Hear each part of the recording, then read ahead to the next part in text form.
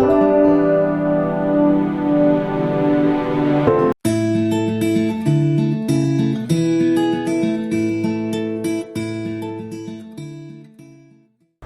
वालेकुम, I am Hammad Ahmed Siddiqui और welcome to doctor teacher channel में एक बार फिर खुशामदीद।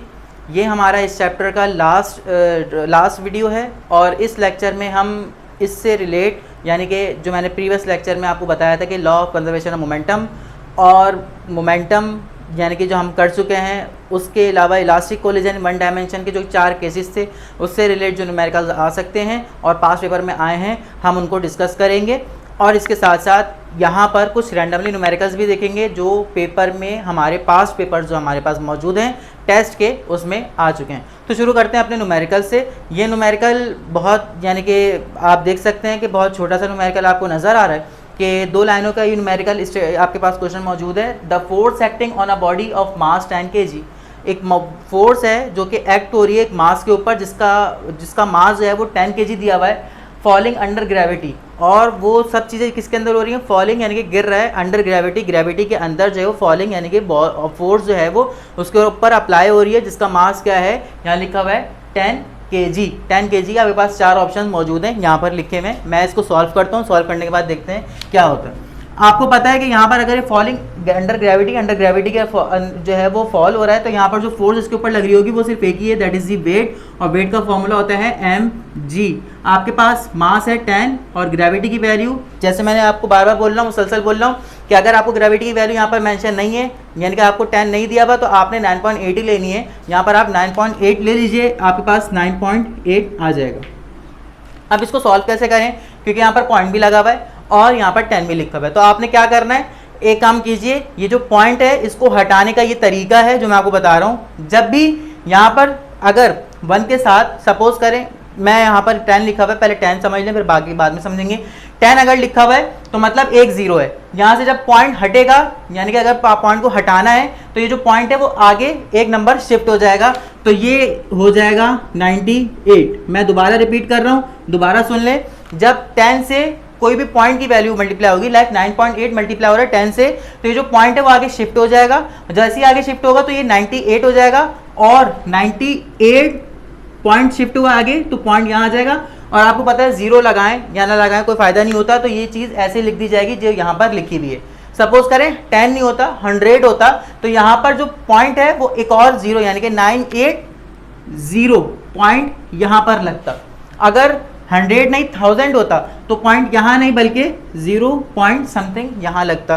तो जितने 0 होंगे पॉइंट उतने डिजिट्स आगे शिफ्ट हो जाएगा। मेरा कहने का मतलब ये था। ये टिप और ये ट्रिक भी आप जो है वो याद रखिएगा।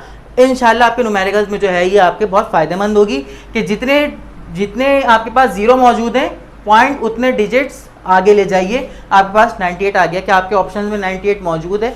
तो यहाँ पर देखिए जी बिल्कुल 98 मौजूद है, तो यह आपका करेक्ट आंसर होगा, दैट इज दी 98 न्यूटन।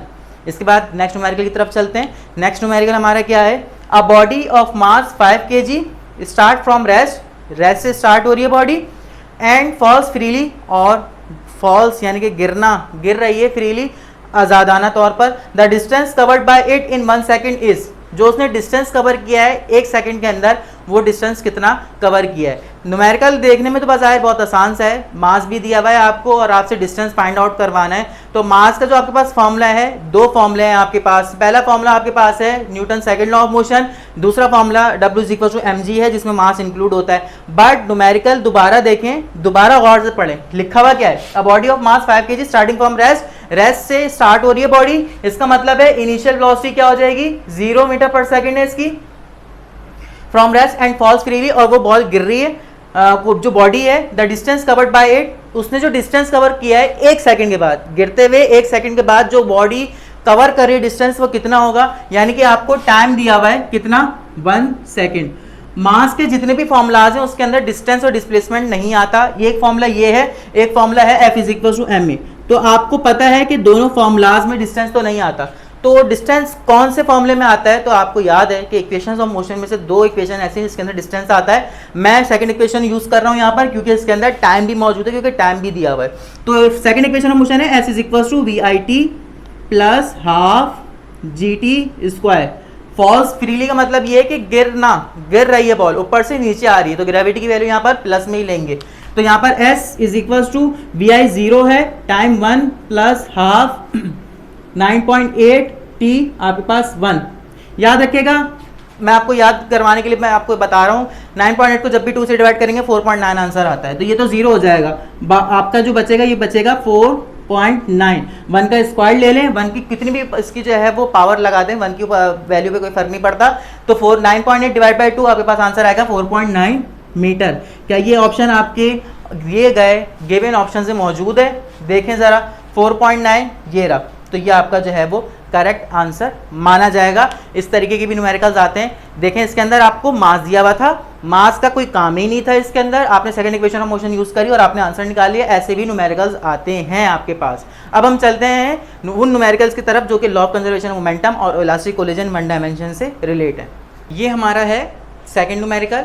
इस न्यूमेरिकल में देखें, ये न्यूमेरिकल जो है ये law of conservation of momentum से जो है वो रिलेट करता है। कैसे आपको पता लग जाएगा जब ये न्यूमेरिकल रिलेट करूंगा। पहले मैंने इसलिए बता दिया ताकि आप जो है उसका फॉर्मूला जो है वो अपने माइंड के अंदर रिवाइंड कर लीजिए, रिपीट कर लीजिए। A car of mass 40 kg and travelling eight 2 kilometre per our crashes into a truck of mass 400 kg and travelling eight 3 kilometre per our. मतलब एक कार है जिसका मास दिया जा रहा है 40 kg, जो जिसकी स्पीड है 2 किलोमीटर पर आवर। क्रैश मतलब वो टकराई, जो कि एक ट्रक था जिसका मास था 400 kg and travelling eight 3 kilometre per our, और जो ट्रक था उसकी जो स्पीड थी वो थी 3 kilometre per our in same direction, एक ही डायरेक्शन में थे। द कार बाउंसेस बैक मतलब कार टकरा के वापस हुई, टकराई और वापस हो गई at speed of 4 kilometre per hour. उसकी जो स्पीड थी जो बाउंस बैक की थी वो थी 4 kilometre per our. The speed of truck after impact, इस इम्पैक्ट के बाद जो स्पीड होगी किसकी, ट्रक की, वो क्या होगी। तो सबसे पहले देखिए हमारे पास जो है वो 3 हमारे पास वेलोसिटीज़ हैं, 2 हमारे पास मासेज हैं सबसे पहले। इसके बाद हम जो है वो फॉर्मूला यूज़ करते हैं law of conservation of momentum का, वो है m1 u1 plus m2 u2 is equals to m1 v1 plus m2 v2। हमारे पास ये फॉर्मूला है किसका, ये फॉर्मूला है law of conservation of momentum का। क्यों लगाया है, क्योंकि कोलिजन हुआ है, कोलिजन होने के नतीजे में जो इम्पैक्ट है वो हमने देखना है, यानी कि हमने वेलोसिटी देखनी है ट्रक की क्या होगी। तो मास m1 हमारे पास कार का मास है जो कि है 40, इनिशियल वेलोसिटी यानी कि कार की ही वेलोसिटी लेंगे वो हमारे पास है 2 प्लस ट्रक का मास है हमारे पास 400 और इनिशियल वेलोसिटी फॉर ट्रक वो हमारे पास है 3 इज इक्वल्स टू m1 यानी कि फर्स्ट मास यानी कि कार का मास वो के जो कि हमारे पास है 440 और v1 हमारे पास यानी कि आफ्टर वेलोसिटी यानी कि जो बाउंस बैक हुई थी कार उसकी जो वेलोसिटी है वो है 4 प्लस m2 हमारे पास है 400 यानी कि अगेन वो ट्रक का मास और v2 इसकी निकालनी है वैल्यू, हमने लिख दिया। अब डायरेक्ट स्टेप्स कर रहा हूं वो देख लीजिएगा। 40 multiply by 2 80 plus 400 multiply by 3 ये हो जाएगा 1200 is equal to 40 multiply by 4 160 plus 400 v2 80 plus 2 1200 ये हो जाएगा 1280 is equal to 160 plus 400 v2। ये प्लस में वहां जाके माइनस में 1280 minus 160 is equal to 400 v2। अब इसको अगर आपने डायरेक्ट सॉल्व करना है तो आप इस तरीके से भी सॉल्व कर सकते हैं, मैं साइड में करके बता रहा हूँ। यहाँ देख लें 1280 माइनस करने हैं 160 को माइनस करना है तो 0 0 8 में से 6 गए 2 बचे, 2 में से 1 गए 1 बचता है और 1 एज इट इज लिखा जाएगा। ये मैंने आपको सिंपल मेथड बता दिया जब आप विदाउट कैलकुलेटर सॉल्व करेंगे। तो आपके पास वैल्यू जो बची वो बची 1120 is equal to 400 v2 multiply हो रहा है वहाँ जाके डिवाइड हो जाएगा 1120 divided by 400 is equal to v2।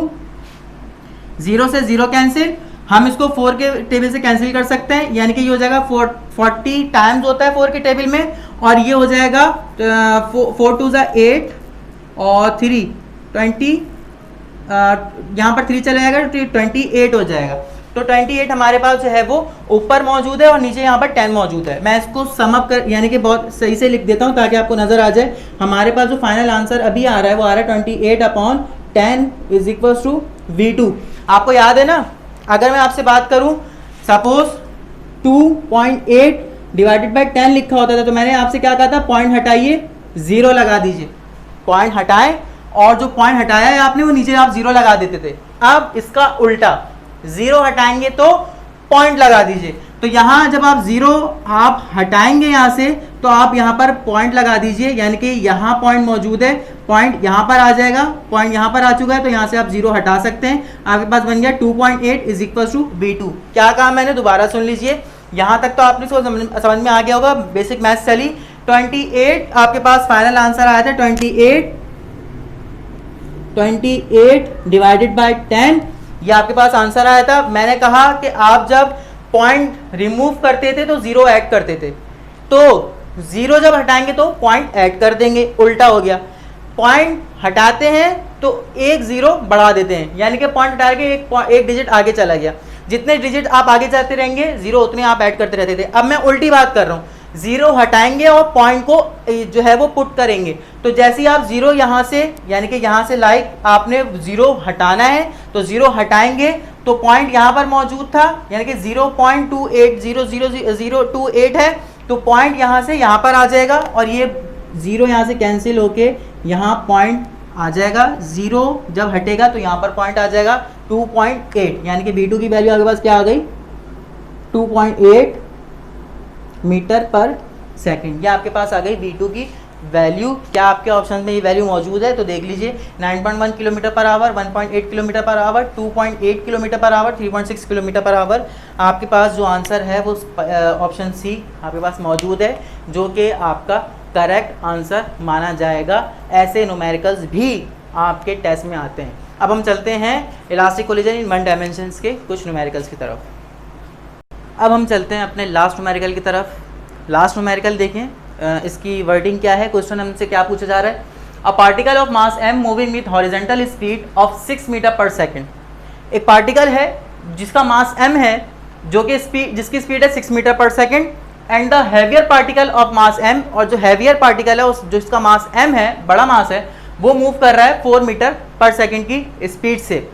If m is very very less than m, यानी कि मास m जो है फर्स्ट मास, यानी कि ये वाला मास दिया हुआ है जिसको ये शो m से किया हुआ है, ये बहुत कम है एज कम्पेयर टू दिस इसके। तो पूछा जा रहा है the speed of lighter particle after collision, speed क्या होगी लाइटर पार्टिकल की आफ्टर कोलिजन के।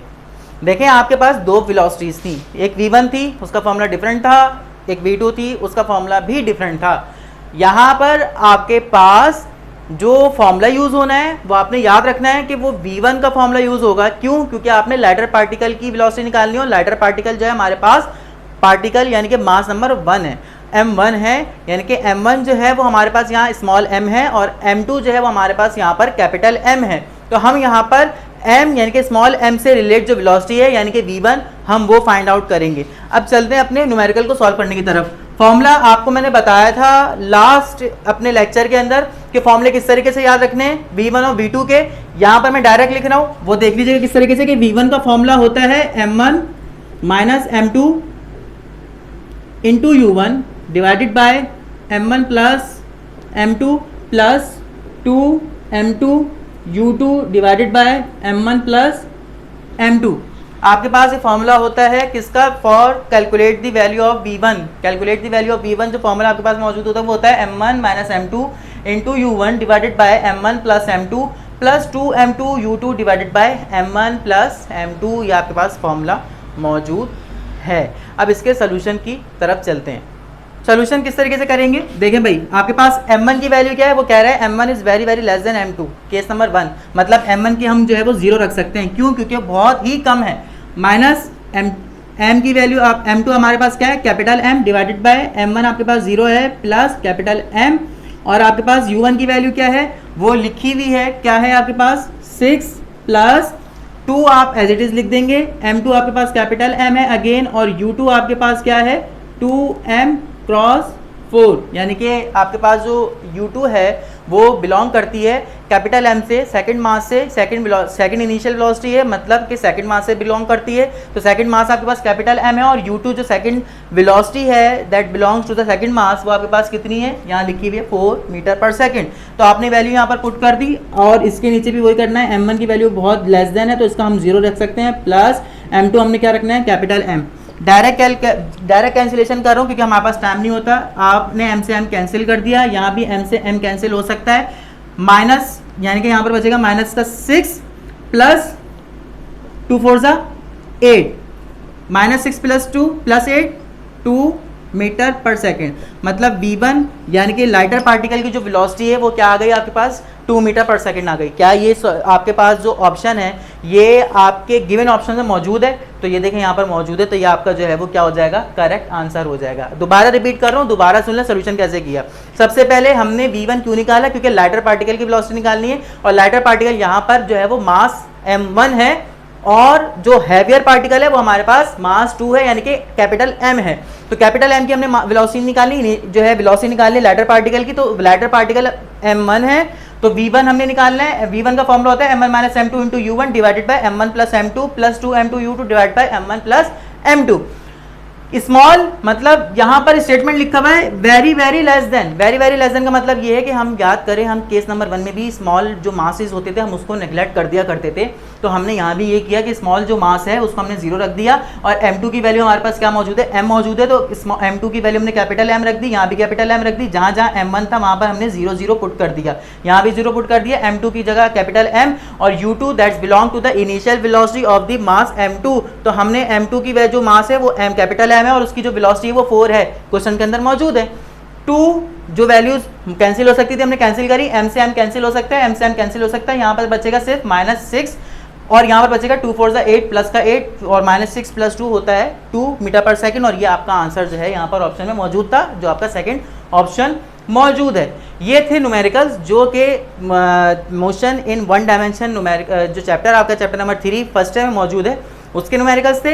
ये हमारा लास्ट लेक्चर था इस चैप्टर से मुताल्लिक, इसके न्यूमेरिकल्स हमने देख लिए। अगर आपने इससे रिलेट यानी कि motion in 1 dimension, elastic collision या इस चैप्टर के किसी भी टॉपिक के हवाले से कोई भी न्यूमेरिकल्स आपने सॉल्व करने हैं, क्योंकि मैंने यहाँ पर आपको सिर्फ और सिर्फ बताया कि ऐसे क्वेश्चन कैसे सॉल्व होंगे, बट सिर्फ समझाने से आपको ये समझ में नहीं आएगा, इसकी प्रैक्टिस आपने करनी होगी। अगर आपको इससे रिलेट न्यूमेरिकल्स आपको चाहिए या रिक्वायर्ड हैं तो आप ज़रूर हमें कमेंट में बता दीजिए ताकि हम आपको फॉरवर्ड कर सकें वो तमाम तर न्यूमेरिकल्स, ताकि आपकी प्रैक्टिस हो सके और आप इन टिप्स को, इन ट्रिक्स को जो मैंने काइनेमैटिक्स के न्यूमेरिकल में यूज़ करी, जो मैंने फॉर्मूलाज में यानी कि मोमेंटम के, लॉ ऑफ कंजर्वेशन मोमेंटम के, इसके अलावा जितने भी फॉर्मूलाज के अंदर जो है मैंने टिप्स और ट्रिक्स यूज़ करी हैं, आपकी उसकी अच्छे से प्रैक्टिस हो जाए। अगर आप आज प्रैक्टिस कर लेते हैं तो आपके आने वाले जो न्यूमेरिकल्स हैं उसमें कोई प्रॉब्लम नहीं होगी, क्योंकि उसके अंदर वैल्यूज़ में ही सिर्फ चेंजिंग होगी और वैल्यूज़ के साथ आपको किस तरीके से जो है वो काम करना है वो आपको मैंने इन लेक्चर्स में बता दिया। आई होप कि आपको ये लेक्चर समझ में आया होगा और अंडरस्टैंड आपने तमाम तर चीज़ें कर ली होंगी। इंशाल्लाह हमारा जो नेक्स्ट लेक्चर होगा वो lecture chapter number 4 motion in 2 dimension first year का, उसी चैप्टर को हम कंटिन्यू करेंगे। उससे पहले अगर आपको इससे कोई रिलेट कोई भी क्वेश्चन हो, पूरे चैप्टर से रिलेट कोई भी क्वेश्चन हो, कहीं से भी कोई क्वेश्चन हो, आपको कोई प्रॉब्लम हो, एक और बात याद रखिएगा, इससे थ्योरी के मुतालिक जो एमसीक्यूज़ हैं वो भी हमारे पास मौजूद हैं। यहाँ लेक्चर में वो थ्योरी के क्वेश्चंस जो हैं वो एमसीक्यूज़ हम आपको नहीं समझा सकते या हम आपको नहीं यहाँ पर सॉल्व करवा सकते। अगर आपको वो भी रिक्वायर्ड हो, आप वो भी चाहते हैं कि हमें वो मिलें, तो ज़रूर कमेंट में जो है वो हमें बताइए कि आपको चाहिए, ताकि हम आपको फॉरवर्ड कर सकें। नेक्स्ट लेक्चर में नेक्स्ट वीडियो के साथ आपके साथ मुलाकात होगी।